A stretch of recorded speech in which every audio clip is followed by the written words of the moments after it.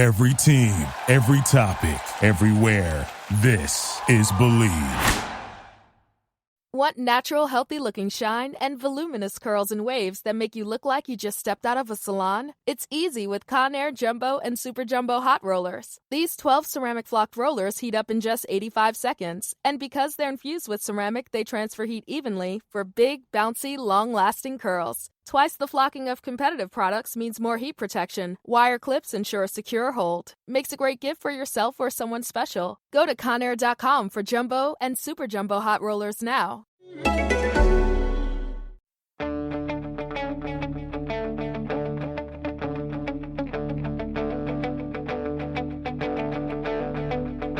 Ich warte seit Wochen auf diesen Tag und tanz vor Freude über den Asphalt, als wär's ein Rhythmus, als gäb's ein Lied, das mich immer weiter durch die Straßen zieht. Komm dir entgegen.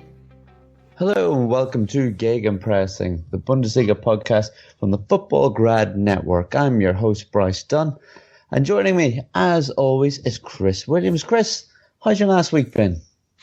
Busy, Bryce, thank you. Was at Stamford Bridge Tuesday night for Chelsea Karabakh, and then I was at Wembley for Wednesday night for Dortmund against Spurs, where they were rather emphatically beaten. And then after that, we just had a nice weekend. How was your Thursday, Bryce? Very eventful. So I was at the Arsenal-Cologne game. So, yeah, that was certainly an interesting one as well. On the fields, plenty to talk about, but off the field, yeah, lots going on. But I didn't see any of it, if I'm honest. I think it's been a little bit blown out of proportion, will we say. But we'll talk about that a little bit as we move through the European games of the last week. Joining Chris and I, as always, is Manu Veth as well. Manu, how's your week been? Yeah, busy. Backing up you guys while you're touring around London, watching different games and eating at buffets. I'm looking at you, Chris. And so very busy, but good, very good. I think we've seen some very good football games this week. Yeah, most certainly plenty to talk about. But joining the three of us this week, back once again, is Jon Mackenzie. John, how have you been? It's been a little while since we've had you on, but we're glad to have you back. Yeah, I'm good, thank you. I've just had a week off, so I've got the time to write the things that I always want to write, but don't really find time to. So I've had a good week. Good stuff. As I said, we're very happy to have you back. So let's talk about the European games. Let's just jump in there before we talk about this week's Bundesliga games. Yeah, maybe not the best week in Europe for the German sides, Manu. If we look, we'll start with the Champions League, I suppose. Only Bayern out of the three sides picked up 3 points, but it was an emphatic win against Anderlecht with 3 goals. But again, maybe the performance lacked slightly. Yeah, I thought, they got off to a good start with Lewandowski's goal, with the penalty, of course, and the red card. I think it was Kom who got sent off for Anderlecht. And, you would have thought that from there on Bayern would just trash the Belgium side, but it didn't. And, there was even times where Anderlecht could have gotten back into this match with 10 men. And there was some weird body language on the field too, especially between Robben and Lewandowski, who shouted at each other at one point, and Ribéry, when he was taken off, throwing his shirt and yelling at Ancelotti, and had to be calmed down by Willy Sagnol. So there's some weird stuff going on at Bayern, and I think we'll talk about that a little bit further down. But they didn't convince me. It's just not convincing right now, and I think the chemistry just isn't there. There's too many guys doing their own thing or being busy doing their own thing, and Robert Lewandowski is a perfect example for that. There's rumors that he's trying to push a move to Real Madrid, and I believe there's probably something to that, because, the way Robert Lewandowski has always worked in his career is always one step after the other, and he sees himself as wanting to be the best player in the world. And thinks that maybe he can do that at Real Madrid, and that has caused some big consternation at Bayern's dressing room when you started on the pitch. You didn't see it too much this midweek, but something definitely going on, and something that we'll discuss a little bit more, I guess, further down the pod. Well, Manu, would you say with all this unrest that it's only a matter of time before Ancelotti is then give the chop? Oh, you know my opinion on that. Well, it's not going to happen. It's not, Bayern are Bayern. There's certain timelines for everything, and I think you have to go back a long time to when Bayern fired a coach at around Christmas time. So I don't think so, but it could definitely happen towards the back end of the season. Chris, if we just speak about the Spurs, Dortmund game. I mean, the three of us came on here last week, didn't we? And we said that none of us fancied Spurs to win that one. And what exactly happened? I mean, 3-1. It seemed like a bit of a disaster for Dortmund, especially when Wembley, is such a troublesome place for Spurs to play at. But they didn't seem to have any problems on the Wednesday night. No, they didn't, and it could have been a lot more than the 3-1 scoreline, although it could have been higher either way. But on the whole, Dortmund had the most possession, so the 3-1 scoreline is quite hard to believe. They had 63% possession, Bryce, but crucially, they couldn't really do much with that possession. They only had 3 shots off target and 3 on target. Yeah, but Chris, 2 of those shots were good goals and they didn't count. Yeah, we can chat about that. But at the start, I think the first one was definitely offside. The second one, I'm not so sure about. But unfortunately for Dortmund, they were poor at the back. I mean, Sokratis and Piszczek had a nightmare on that left-hand side. They were torn apart by Son and Kane, who could have had more goals than they did. I didn't feel that the midfield trio settled particularly well. So Sahin, Dahoud and Kagawa didn't settle at all. In fact, it was about 15, 16 minutes, maybe even 20 minutes until they fully settled, and we'd had 3 goals by then. Tottenham were able to just sit back, soak up the pressure, and then pick Dortmund off at will, which I suppose that Bosch will have learnt a lot more from that than he would have done via a defeat. But yeah, as Manu said, the first goal I'm not so sure on, but the second one, that should never have been disallowed. And then also from that, how that affects the game. Do Tottenham buckle a little bit? Do Dortmund come and get an equaliser? It's unsure. Voska said quite quickly that it was Zorc, wasn't it, who said that he thought that the referee wasn't suitable for the game, that the game was above him, and he didn't particularly do himself any favours. I know the Italian officiating team had a little bit of a nightmare. It wasn't just the big decisions. They seemed to get quite a couple of decisions wrong, especially in front of me, in front of the press box. There was various corners not given, goal kicks not given, throw-ins given the wrong way. It was just a bit of a poor night for the officiating team, but I think Dortmund had a poor night on that left-hand side. They were picked apart at will. Heung-min Son went close on another occasion. Kane could have had another couple.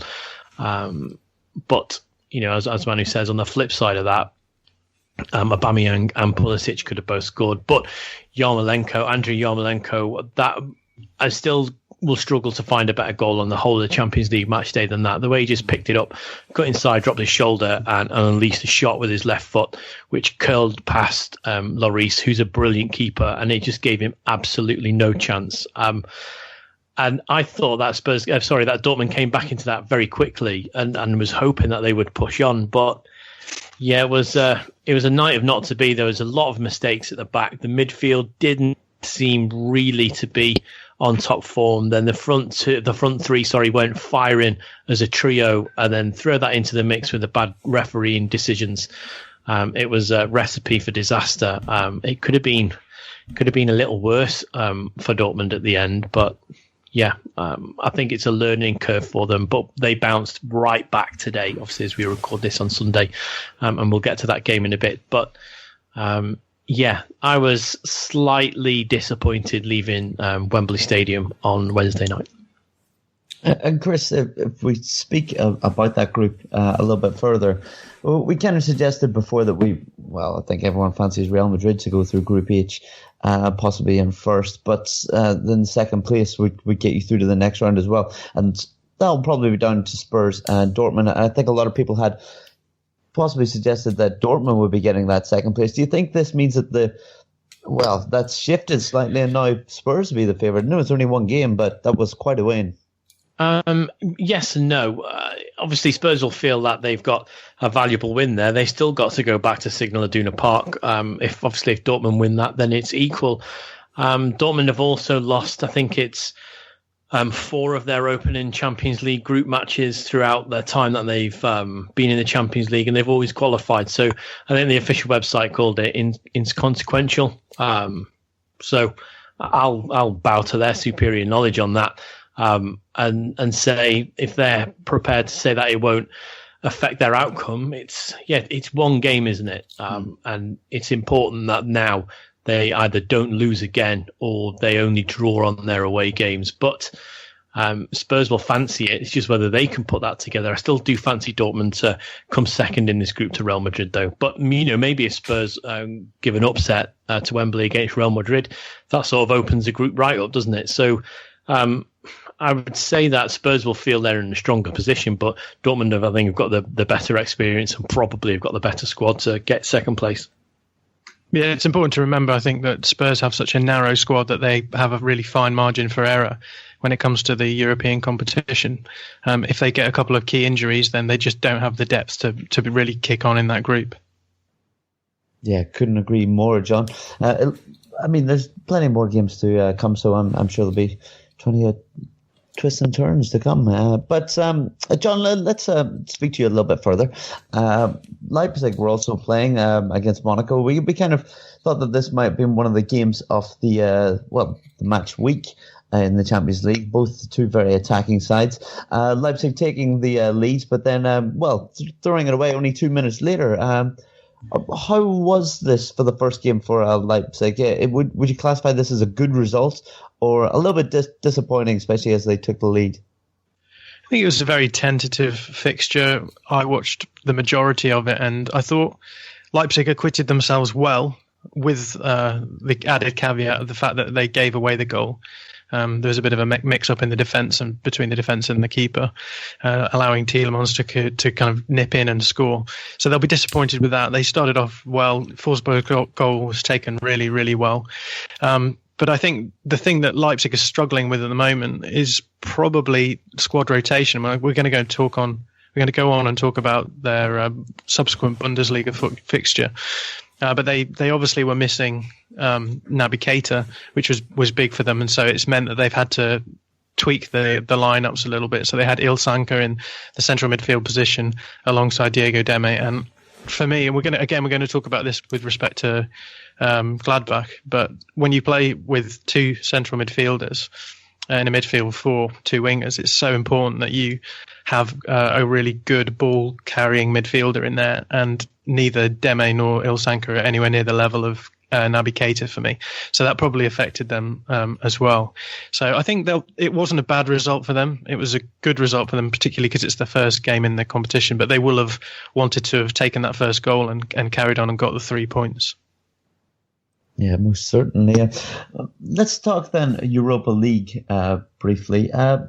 Manu, if we speak about a team that almost got into the Champions League, but it fell to Liverpool in Hoffenheim, we kind of expected them to start off strongly and get their heads up and get going, but that really didn't happen, did it, against Sporting Prague, and they managed to lose 2-1 in the end. Do you think this will affect them going forward? Yeah, I think this is a very unfortunate result for them. And we expected them they would win this game, right? But I think we'll get to that when we talk about Köln as well. That first European game is so difficult for any side. The first time you play in the group stage, the first time you're trying to get your head around that you have played on the weekend and you're playing midweek. And some of the inexperienced sides really struggle with that. I mean, I remember when Dortmund first got back into group stage football first in the Europa League and then in the Champions League. They didn't get out of those group stages, even though they had the squad for it, and they won the championship in those 2 years. And that's because it's such a different mentality-wise. It's such a different thing to do, to play that midweek game. And I think Hoffenheim will have to really wrap their head around what it takes to play in Europe midweek and then play football on the weekend. And unfortunately for the Bundesliga, we have a lot of teams in Europe right now that have to deal with that. I mean, Köln is another one. Hertha is one. Leipzig. There's a lot of teams. All those teams have not played in group stage of Europa or Champions League, either never or in a long time. And I think that's why you see the results that you get to see right now when it comes to the Bundesliga sides in Europe. Yeah, I mean, we're obviously going to touch slightly on the other two Europa League games, but I feel Hertha, Atletico Bilbao being 0-0 and Hertha continuing to be labelled rather boring with their play. This is about all we need to touch on it.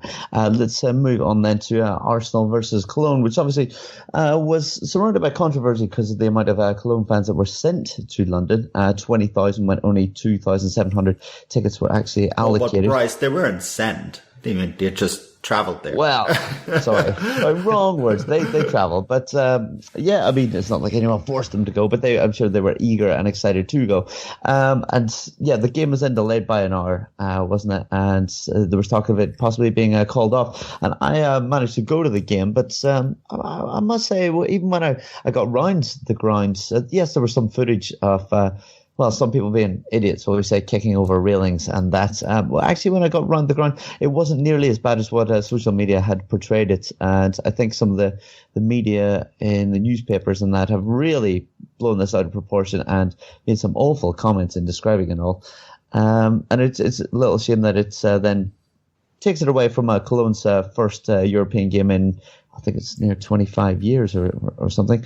Even though they on the pitch they put up a good first half. We're 1-0 up. It was a hell of a chip by Cordoba over Ospina, but unfortunately Arsenal came strong in the second half, scoring 3, and Sanchez especially was just a bit too much for them, and they lost 3-1. So a bit of a bad start for Cologne, but I feel they'll still get through their group. But yeah, it's been a tough time for them, as we mentioned. But Manu, we'll speak to you very quickly. How do you feel the media have portrayed the travelling German fans over the last week? I know some of the headlines were, well, pretty shocking, really. Yeah, it's the British media. I expected nothing less from them, to be honest. I think Chris has some pretty strong views on fan treatment in Britain. And I think you probably have a couple of things to say about this as well. But, the Emirates I've been to the Emirates a few times myself, and it is a nice facility. But at the same time, it's a facility built in a bottleneck. And it's a stadium that has quite a few shortcomings in terms of the way it's situated. And it's not well built for receiving large amounts of football fans. Fans, real fans that want to bring joy to a game. And the big problem with Arsenal is, of course, is that there is a lot of season ticket holders that just don't show up for these Europa League games or even Champions League games, which then, of course, means that the stadium is empty, even though lots of people want to go. And that's an Arsenal specific problem. It's an Emirates problem. And I think they just didn't, the city authorities and Arsenal in particular didn't quite understand what this game meant for Cologne supporters that have been waiting for, I think it's 26 years to get to this stage and to play a big European fixture. And a little bit of research and a little bit of communication would have done the job for them. And I think that although not all Köln fans behaved themselves properly, I think there was a massive failure in terms of organizations in and around this game. Yeah, well, I think what sums it up is that there was only 4 arrests out of the 20,000 people that travelled. So I think there was a small bunch that, yes, behaved poorly, but I don't think it was maybe as bad as it was portrayed, will we say. Chris, if we just look at the Bundesliga as of these results, drops behind the Premier League, doesn't it, in the European coalition, or co-effective, sorry to say. I can't even talk today. Sorry about this. But yeah, well, is this a concern for German football in Europe? Not really, no. As Manu said previously, so if you look at who's represented Germany in the last few years, you got Bayern Munich, Dortmund, Schalke, Gladbach, and Bayer Leverkusen. Now, obviously, 3 of those aren't in it this coming season, or the season that we're in now, which is namely Schalke, Gladbach, and Leverkusen. So there's your European history. for the past few seasons. And Hoffenheim are brand new in, Leipzig are brand new in, Hertha Berlin are a little jaded at the moment from top to bottom.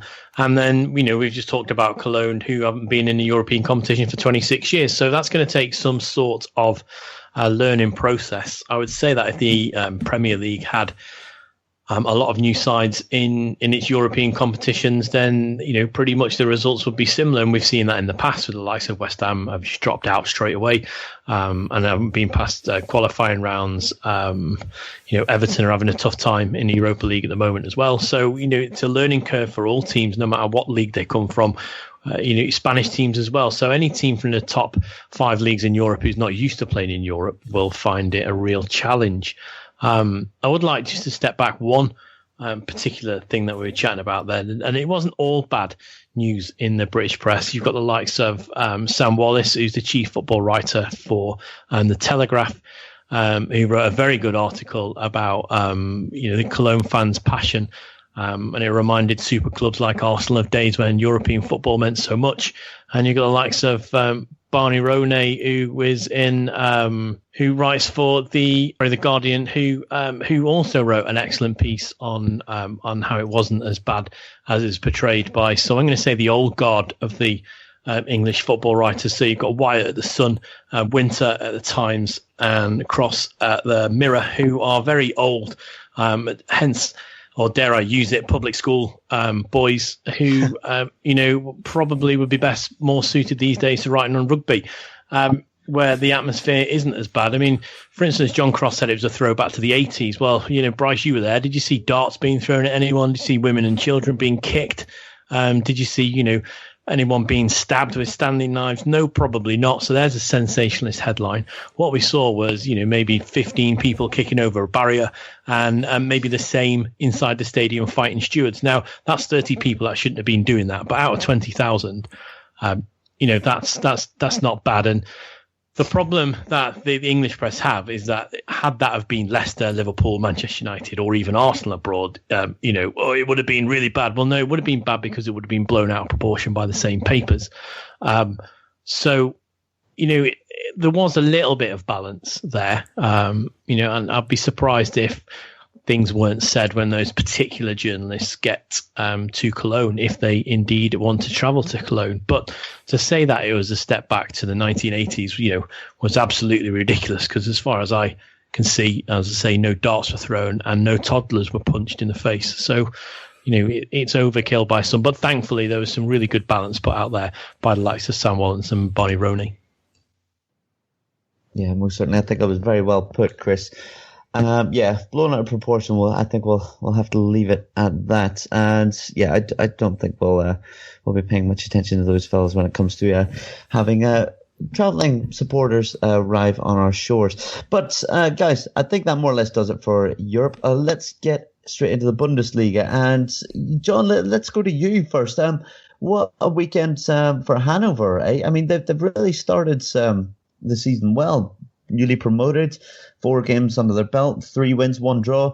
And on Friday night and Saturday night, they were top of the league, which was the first time, I believe, in 48 years. I mean, yes, it's only 4 games in, a lot could happen. But yeah, it's a great start, right?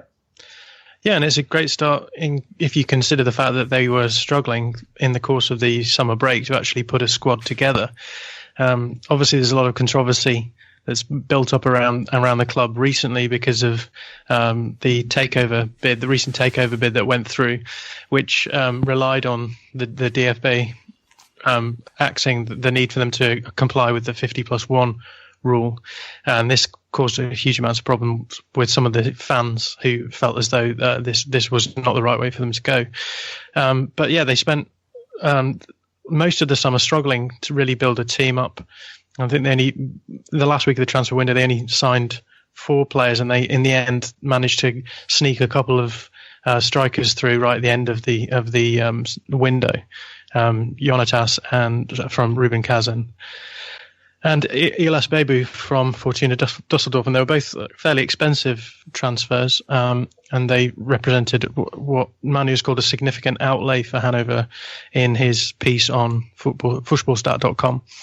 And we're told that this is going to become the norm at the club. So I think the season start that they're having, which is obviously incredible. The fact that they were topping the table after 4 games is impressive, and even more so in light of the fact that they were sort of cobbling together a squad through the course of the summer. Yeah, that's it. I mean, it's been a hell of a start of the season for them, but not without controversy. And Manu, it seems like every year we're talking about this 50+1 rule, and so that doesn't seem to be it doesn't seem like it's going to change anytime soon. Yeah, and the 50+1 rule, there's so much controversy about it, and we have so many exceptional rules and clauses, and this club is allowed to do this, and that club is allowed to do this. This club is circumnavigating it this way, and Martin Kind, he gets around it because has invested in the club for 20 years. DFL says if you've invested in a club for 20 years, you're allowed to buy the majority share of the club. The members of the club have agreed to do this. There's a certain amount of ultras that don't like that, the traditionalists. You know my opinion on it. I like the fact that clubs are run by members, but it's not for every club. And I think to make it this set in stone rule almost harms the league more than it does it good. And, the likes of Bayern, the likes of Dortmund, these teams, they have already investors in them, but the way they're structured financially, they will never abandon 50+1 because they don't need to.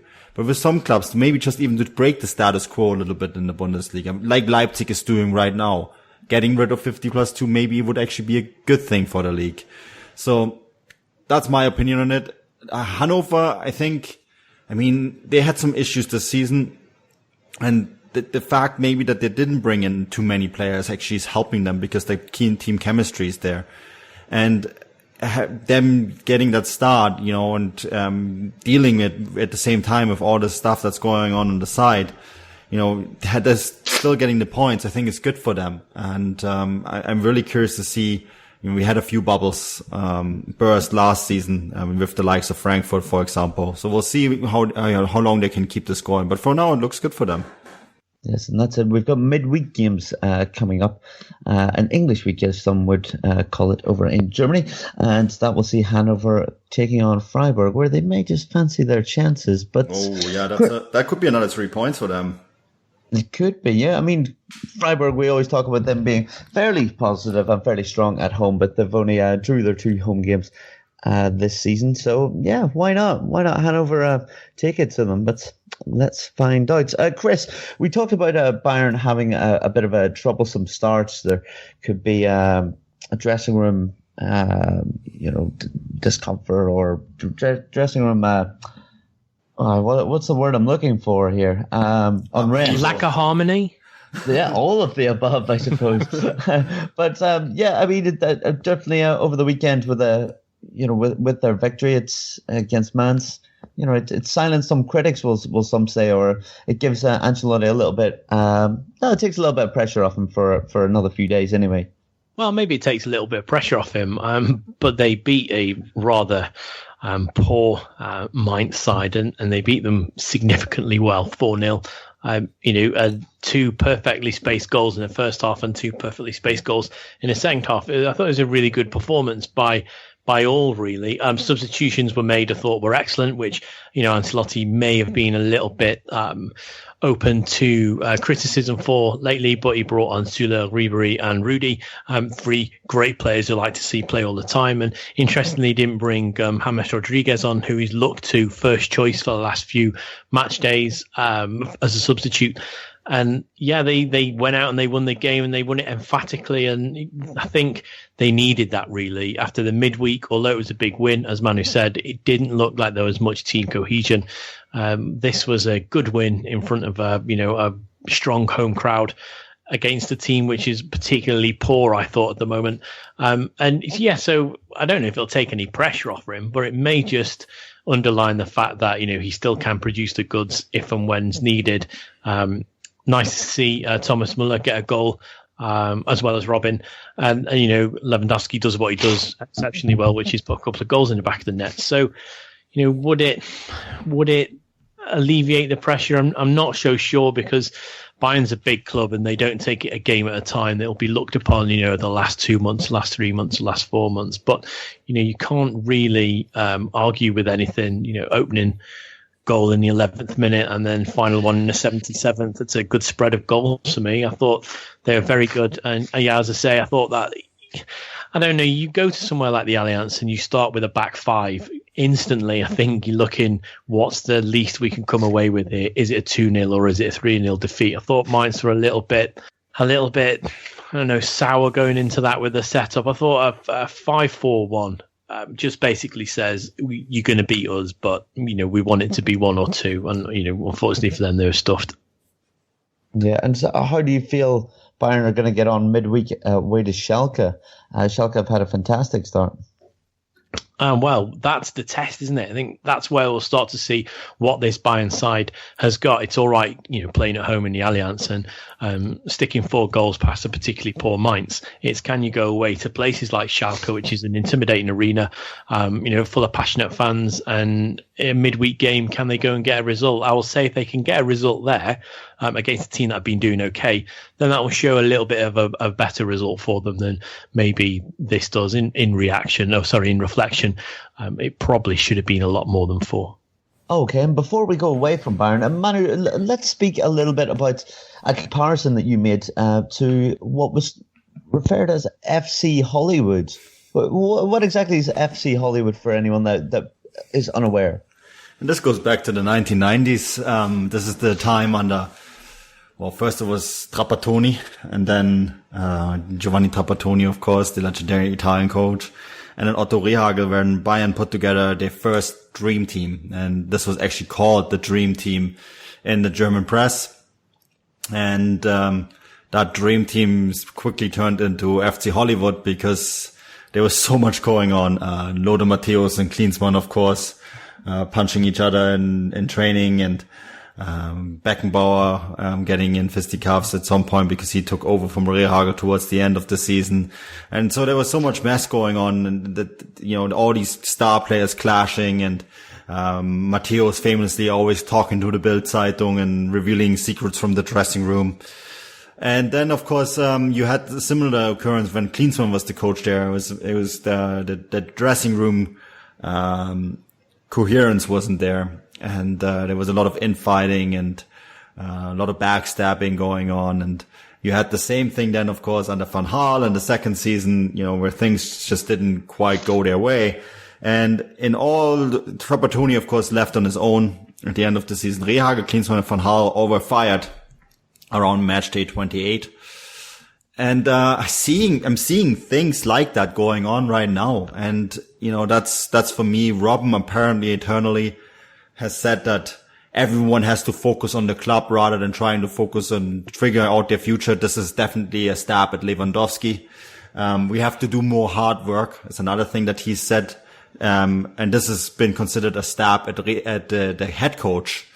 And then, of course, you had the Ribéry incident that I mentioned earlier in the pod. But also, and I find this really interesting that Robben went straight to Ribéry after scoring that goal. And, it shows you that not all is well at Bayern right now. And I think this is going to be the big test for them. It's not on the field, the stuff, they have so much talent. There's so much there. They can win the championship. They can win the Champions League. They can win the cup, but there's so much ego in the dressing room. And this is for me the big test. Can Ancelotti put the genie back in the bottle? And, there is maybe one positive for him is that Müller scored. Müller had a fantastic game. But, the moment that's something that's like a Damocles sword. It's like hanging over him. If Müller doesn't do well this season, then he could be in real trouble. And I'm hearing things that out of Munich that Thomas Tuchel is lined up as a replacement, sort of as a stopover because they want to wait with Julian Nagelsmann for a few years. And then Julian Nagelsmann at some point can come in. But you hear this kind of stuff, right? So, yeah, interesting times definitely at Bayern. It's going to be an interesting season, I feel, with them. But possibly the game of the weekend, which will go to Jon to was RB Leipzig versus Borussia and Gladbach. What game this was? It finished 2-2. And as Manu said before we came on the pod, it was two teams that really wanted to play football. John, did you enjoy the game? Yeah, I really enjoyed it, and I obviously follow Gladbach quite closely, so I was a little bit in a little bit of anticipation with respect to this game, precisely because in the first few games of the season, Gladbach have been struggling to create decent chances, and I didn't see them creating enough chances to be able to beat a Leipzig side that are just looking like a well-oiled machine at the moment. But as it came to pass, Leipzig actually looked a little bit jaded, particularly later on in the game. So it allowed Gladbach to come in, and we managed to keep Dennis Zakaria on the pitch for the whole game, which I think was important. And it was telling them that we managed to get the equaliser later on in the game after having gone down to 2-1. And I was surprised that happened, because that's not the general form that the games have taken previously in the Gladbach games. So I thought it was a great game. It was Gladbach play attractive football, partly because they play in a really fluid 4-4, Lars Stindl and Raphael up front. I think this does lead to problems in the way that they set up. I think that's one of the reasons why they don't create as many out-and-out chances as they could do, because both of those players do like to drop deep, and they rely on having a strong midfielder in Dennis Zakaria being able to actually carry the team to a certain extent. But they look really, really good when they're playing. They keep the ball well. They move the ball around nicely. It's just that they almost too well drilled in keeping the ball. They almost rondo their way around the pitch. So sometimes I kind of worry that actually losing Andre Hahn could maybe prove to be a problem for them in the long run. I would prefer to see an out-and-out striker with Stindl or Raphael playing behind them. I have questions about whether or not they work together as a front two. But it worked out this week, maybe, as we were saying, because Leipzig had that game against Monaco, but it was a really fun game of football, a really good game of football. Both teams went after each other, and there was plenty of goals to be had, so I really enjoyed it.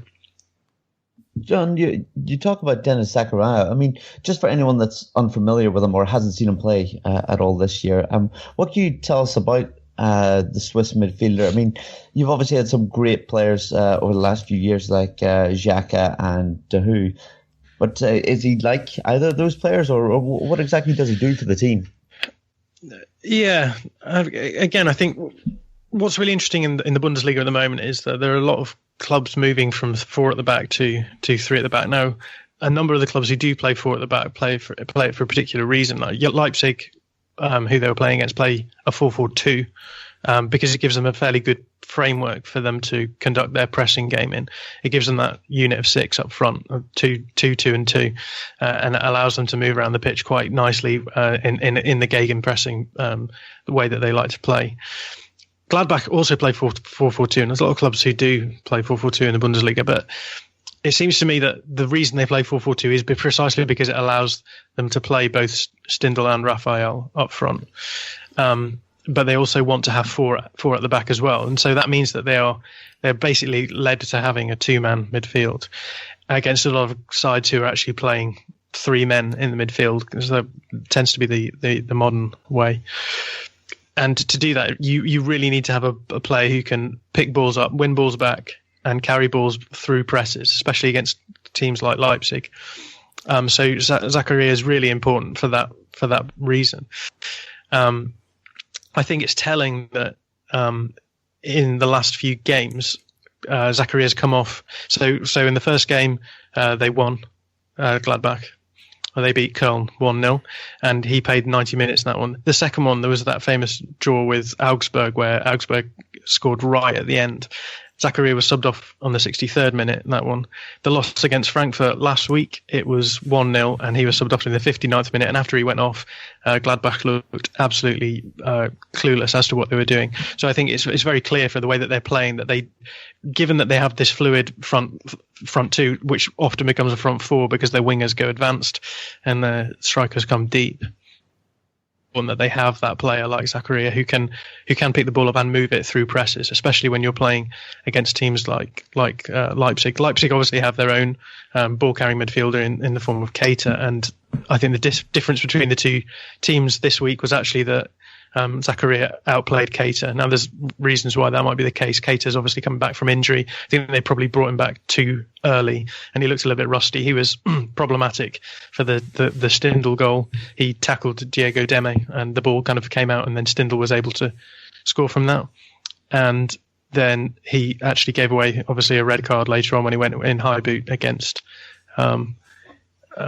Christoph Kramer. And so, for me, it was a battle between the two central midfielders, and it was Zakaria who came out best. And just before we talk about RB Leipzig a little bit, John, this week, obviously, in midweek games, you have Borussia Mönchengladbach versus Stuttgart, which could be one of the games of the week, I would say. I mean, how do you feel that Gladbach are going to get on against them? Yeah, I hope that they'll be able to kick on from this result, and that they will go on. They'll manage to keep Zakaria on the pitch. That's going to be the big question for me.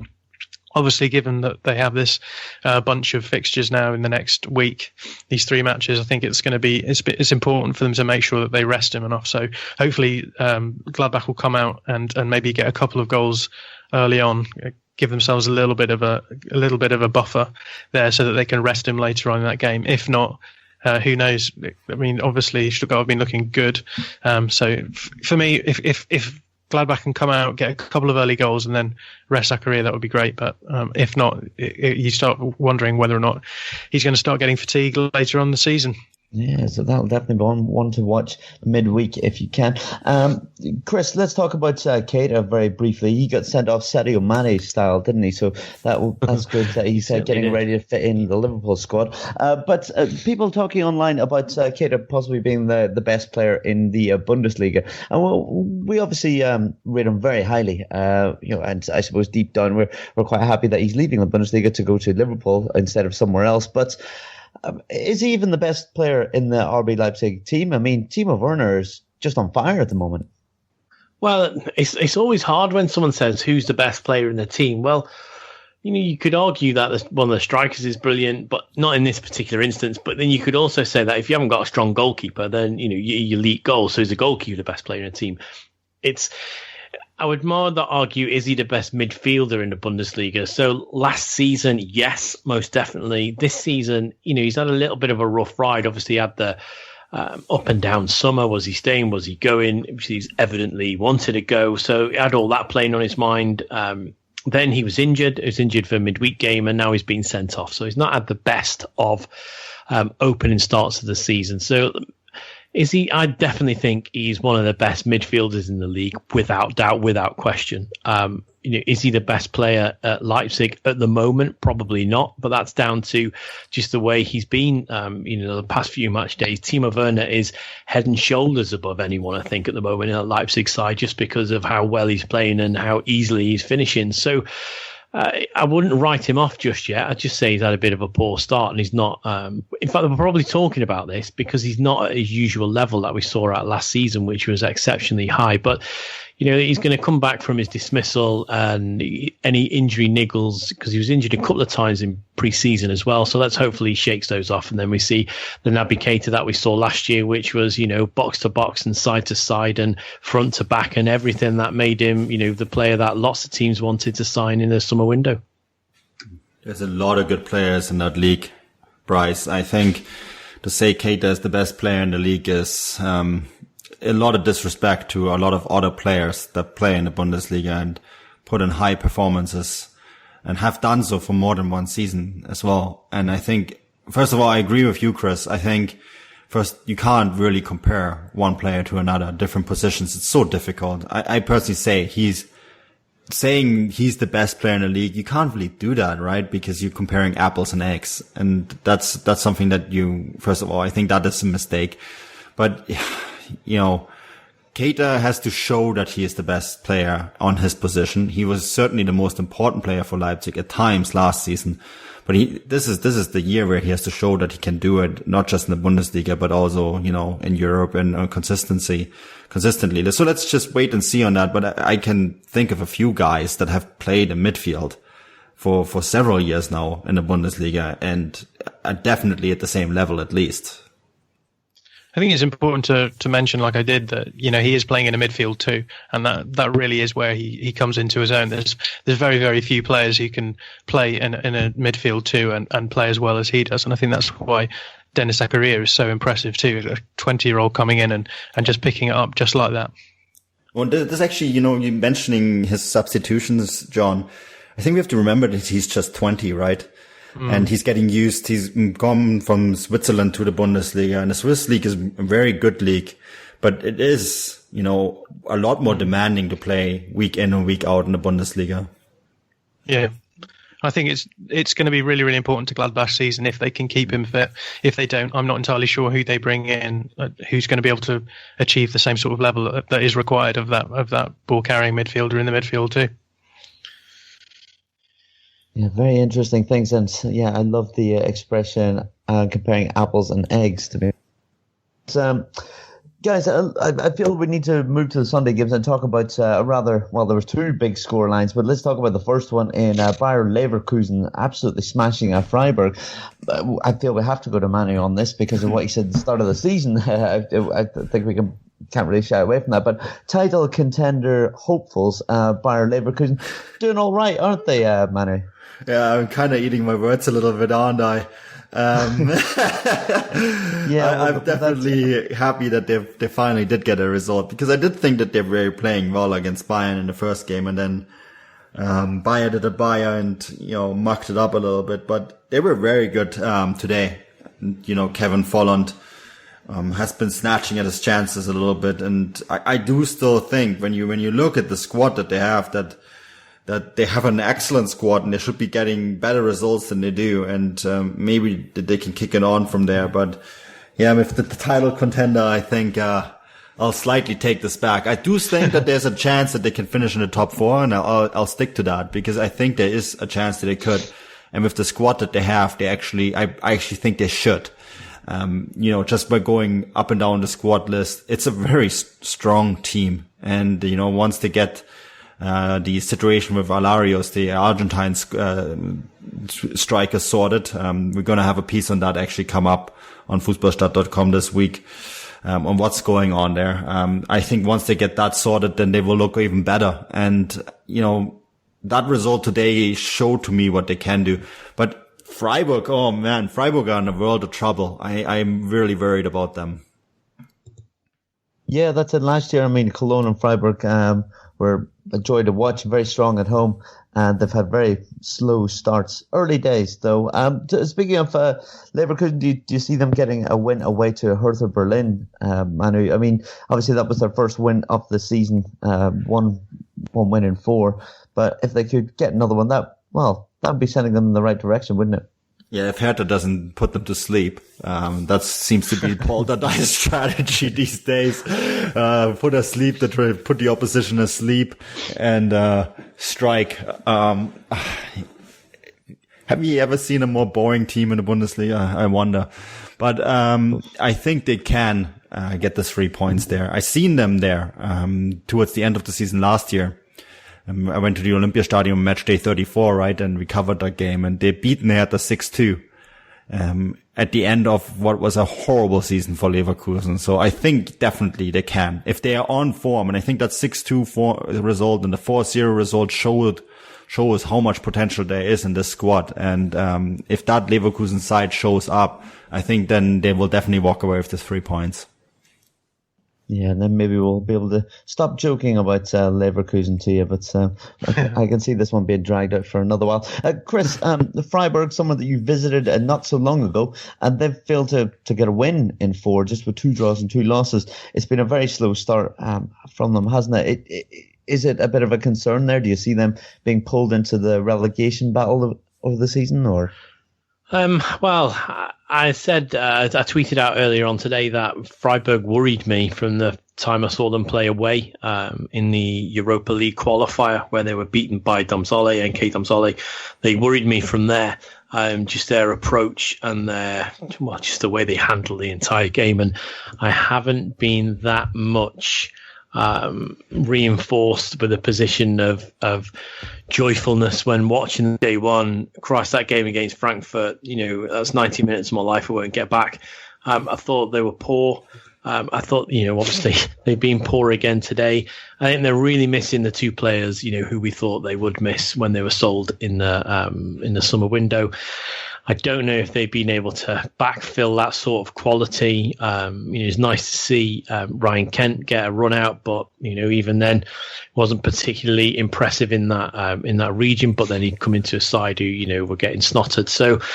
Yeah, it's a difficult one, and I think it's going to be a difficult one for them for the entire season because they haven't got. I don't think they've got that. We talked a lot about this particular pod about cohesion. I don't think they've got that cohesion they had last season. I mean, they were turning over teams and putting in performances, that were way above their weight level if they were boxers. I mean, just think back to that day where they opened up the second part of the season in the game against Bayern Munich, and they were unlucky that day. But that was the sort of class that we saw and the sort of real just joy they brought to the pitch, and I've not seen any of that in the past 4 match days. So it's a little bit of a worry. They'll have to snap out of that soon, otherwise they could be favourites to go down if they're still where they are in 2 or 3 match days. I would really start to worry for them, maybe more than I am now. And how frustrating for them as well that Vincenzo Grifo is sitting on the bench at Gladbach. They've got rid of him, one of their best players, and he's not even playing. And he was probably, I would argue that he's a bigger loss than Maximilian Philipp was.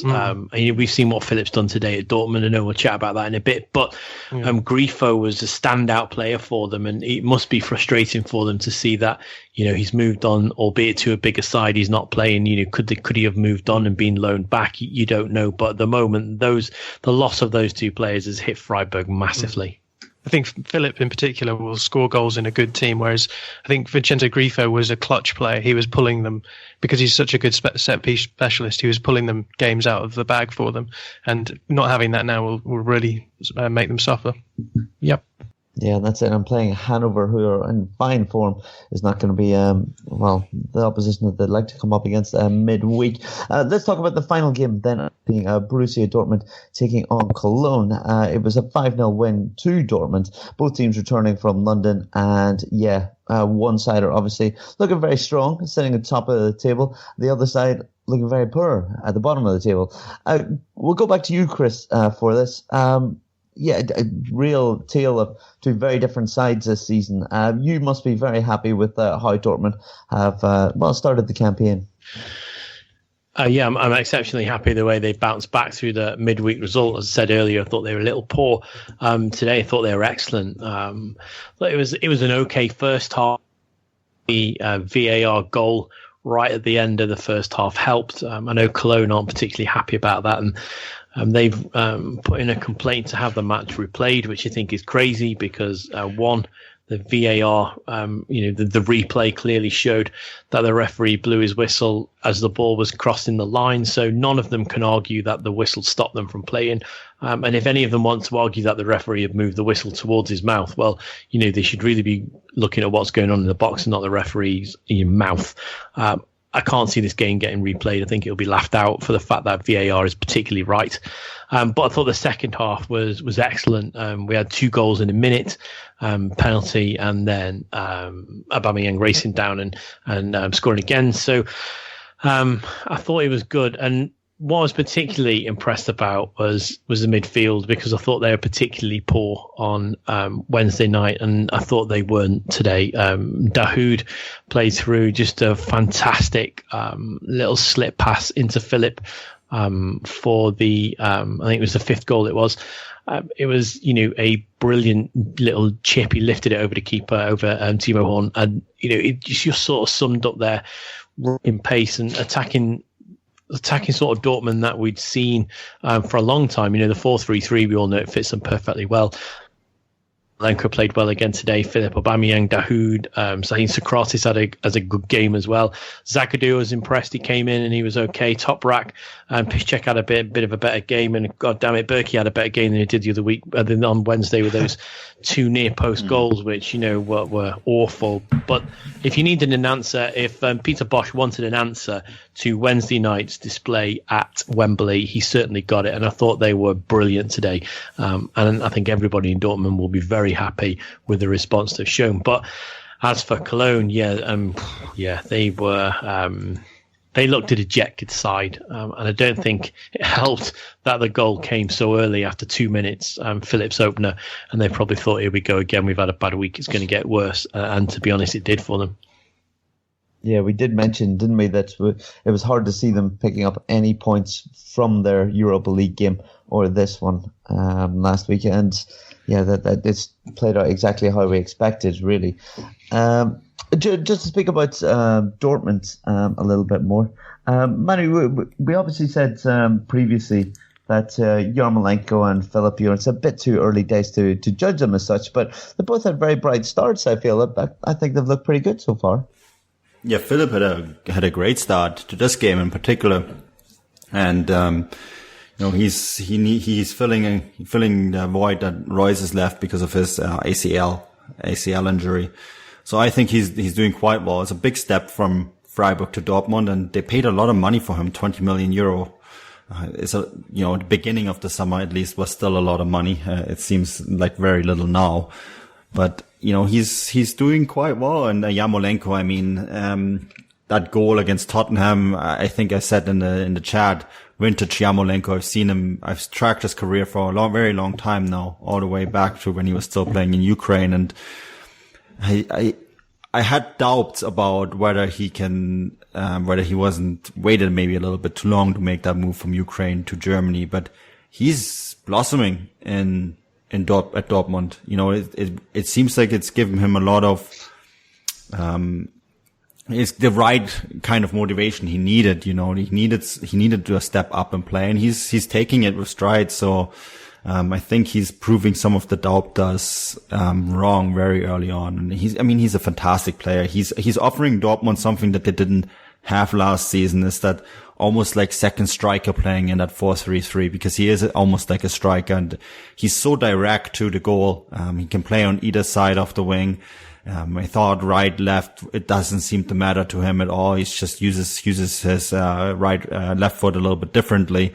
So he adds a different dimension to that Dortmund play that they didn't have last season, and maybe makes him a little bit more dangerous up front. That's at least how I see it.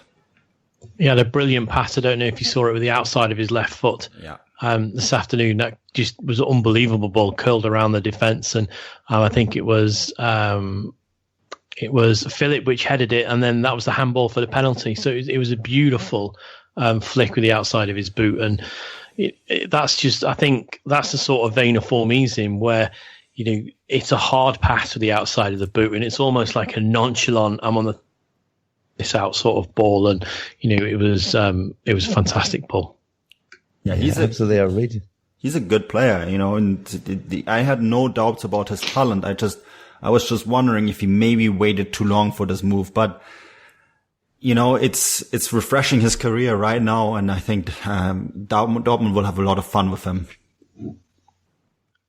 And just before we wrap up the show, John, if we go to you and we speak a little bit about Cologne, at midweek they're going to be at home to Frankfurt. How important is this game? I mean, we've obviously seen that they've had a bit of a tough start, and now they've got to balance league and Europe. But I mean, following this, they've got Hanover, Leipzig, and Stuttgart.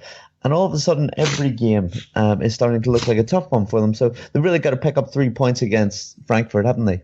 Yeah, they really do. I was very, very critical of John Cordoba when they signed him, and I think a couple of the guys in the Football Grad Network were saying, well, Modeste was the same sort of pedigree, he hadn't really done a huge amount.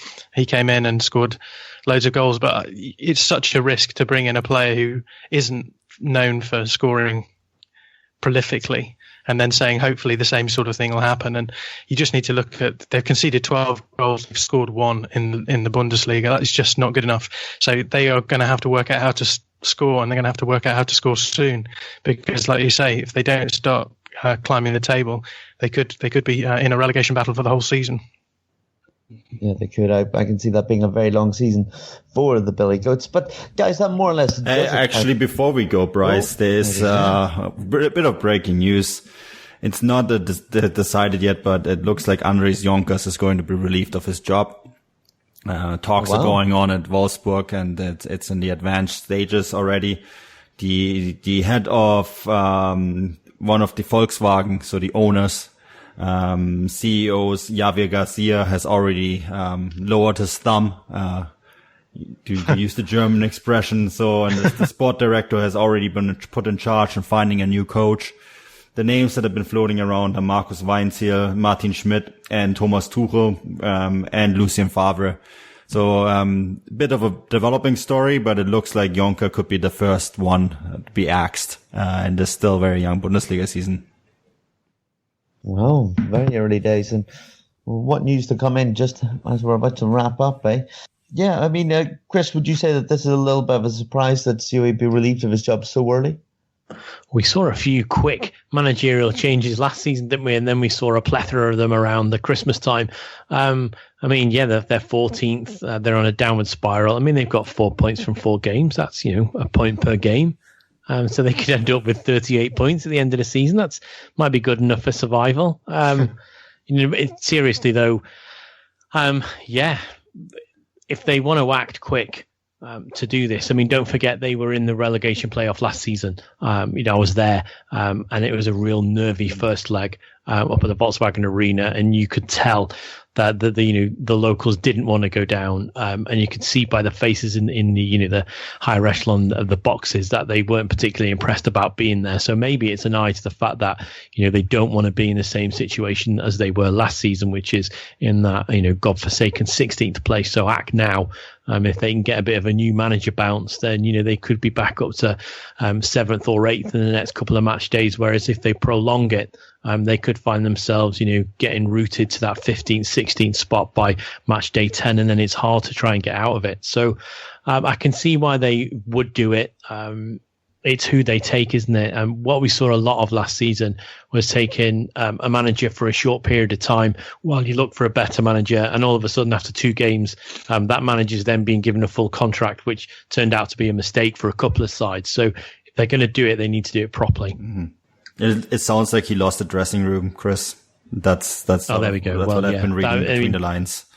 Yeah, once that happens to a coach, it's pretty hard to get it back. I mean, we've been talking about it with Ancelotti at Bayern. It's a bit of a different animal there, but somewhere like Wolfsburg, if you lose the dressing room on match day 4, it's pretty inevitable. Anyone else disappointed that Roger Smith, even though he's got a job, has not been linked? He's in China. Yeah, I know he's got a job, but I'm just disappointed that he's not being linked to come back. It was so much fun talking about him last year. But let's just call it there, I think, guys. Chris, what have you got going on this week that you would like to draw people's attention to, and where can they find you on Twitter? Well, they can find me on Twitter at Chris78Williams. I'm doing a little bit this week for Football Grad about Penev, the Bulgarian national coach, also was CSKA. I was lucky enough to minutes with him at CSK for Sofia the other week, and talked all about Lechkov's goal and how Beckenbauer was chatting about it after, and how he didn't really want to talk about it because he was over at Hamburg. So it'll be a good piece, and it was just a real privilege to speak to somebody who'd seen it and done it in world football. That's what I'll be doing this week. Wow, I look forward to that. Manu, what have you got going on this week? Always loads, it seems. Yeah, we have a few previews out on Fußballstadt, the midweek games. We'll do 3. The Bayern, Gladbach and Dortmund game. And I'm working on a piece on Paulinho's time at FC Vilnius. I've spoken to a journalist in Lithuania during this week. So that's a piece for Football Grad. So 2 standalone long reads, I guess, Football Grad coming up. And slowly but surely getting ready for another week of Europa Champions League madness next week. So taking a little bit of a breather so that I'm all ready for next week, I guess. Yeah, most certainly. And John, it seems like you're busy as well. You kind of fit in with these guys. What all have you got going on this week? Well, I seem to be rapidly becoming the Footballgrad Gladbach correspondent, so I'll be doing the preview for the match against Stuttgart this week. But the week after, I hopefully we'll be heading up to the Etihad Stadium to cover Manchester City versus Shakhtar for the Footballgrad network. So, and in between that, maybe I'll try and throw out a piece on Borussia Mönchengladbach from a more tactical perspective, a bit more of a long read or op-ed piece on that. Oh, very exciting. Well, Don, we appreciate you coming on once again, and I'm sure we'll have you on again very soon. I've been your host, Bryce Dunn. You can find me on Twitter at BryceDunn11. I'll see what I can muster up and get out this week, but I'm sure we'll have a Golazzo Mexican football podcast.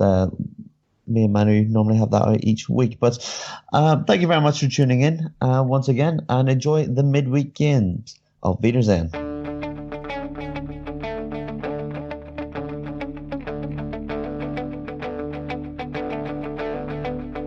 Ich warte seit Wochen auf diesen Tag und tanz vor Freude über den Asphalt.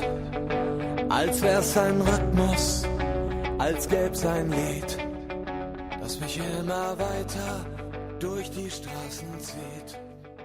Komm dir entgegen, ich hab zu... Imagine if you could shop the shelves of all your local liquor stores at the same time.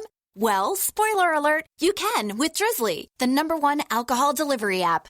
Drizzly lets you compare prices from local liquor stores on a huge selection of beer, wine, and spirits, then get them delivered right to your door in under 60 minutes. And right now, Drizzly is giving all new customers $5 off their first order. Just enter promo code SAVE5 at checkout. Download the Drizzly app or go to drizzly.com. That's DRIZLY.com.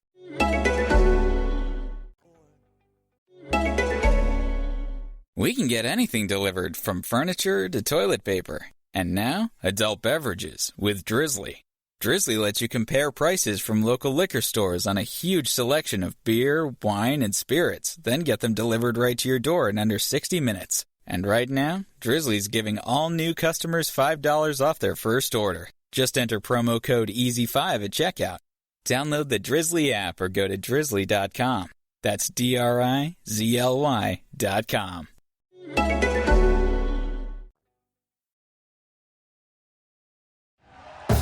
Thank you for listening to Believe. You can show support to your host by subscribing to the show and giving us a 5-star rating on your preferred platform. Check us out at Believe.com and search for BLEAV on YouTube.